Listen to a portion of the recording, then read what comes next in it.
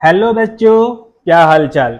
बच्चों, physics playground के YouTube channel में सभी बच्चों का स्वागत है।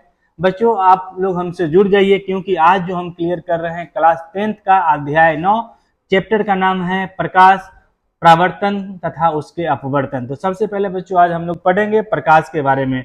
प्रकाश होती क्या है। प्रकाश बच्चों, अगर बोर्ड एग्जामिनेशन में क्वेश्चन आती है तो प्रकाश क्या है उसको कैसे हम लोग क्लियर करेंगे। तो हम लोग को बस इतना लिख देना है कि प्रकाश ऊर्जा की एक रूप है जिसकी सहायता से हम वस्तुओं को देख सकते हैं या हमें देखने में सहायता प्रदान करती है। और प्रकाश के गुण हमको लिखना होगा तो थोड़ा नीचे लिख देंगे प्रकाश के गुण। प्रकाश का वेग सबसे अधिकतम बच्चों कहाँ होता है। प्रकाश का वेग सबसे अधिकतम निर्वात में होता है। वो जहां सबसे तेज चल सकता है प्रकाश वो उसका है निर्वात में, और उसका सबसे मैक्सिमम स्पीड है 3 गुना 10 पर पावर 8 मीटर सेकेंड।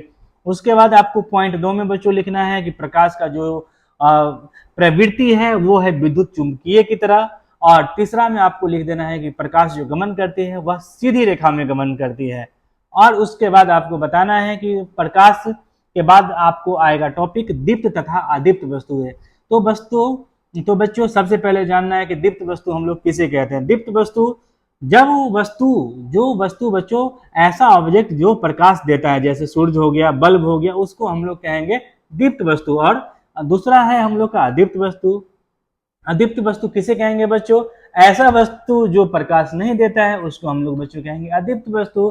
तो क्लियर हो गया। इसके बाद हम लोग बच्चों जानेंगे प्रकाश के परावर्तन के नियम। से चलती हुई किसी चमकदार तल पर आपतित होती है तो वह उसी तल से टकराकर उसी माध्यम में लौट जाती है।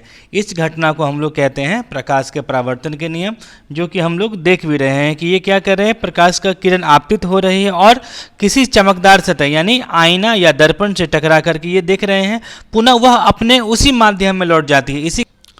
इसे प्रकाश का परावर्तन कहते हैं। नेक्स्ट टॉपिक बच्चों देखेंगे प्रकाश के परावर्तन के नियम। प्रकाश के परावर्तन के 2 नियम हैं बच्चों। प्रथम नियम हम लोग बता रहे हैं आप लोग को, इसे नोट भी कर लीजिए साथ साथ।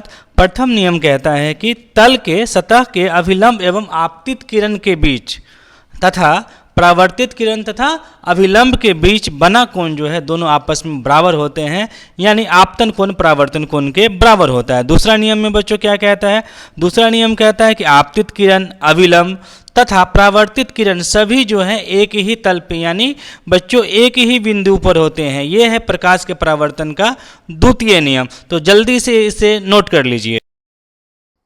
हेलो बच्चों, क्या हाल चाल। बच्चों, फिजिक्स प्लेग्राउंड के यूट्यूब चैनल में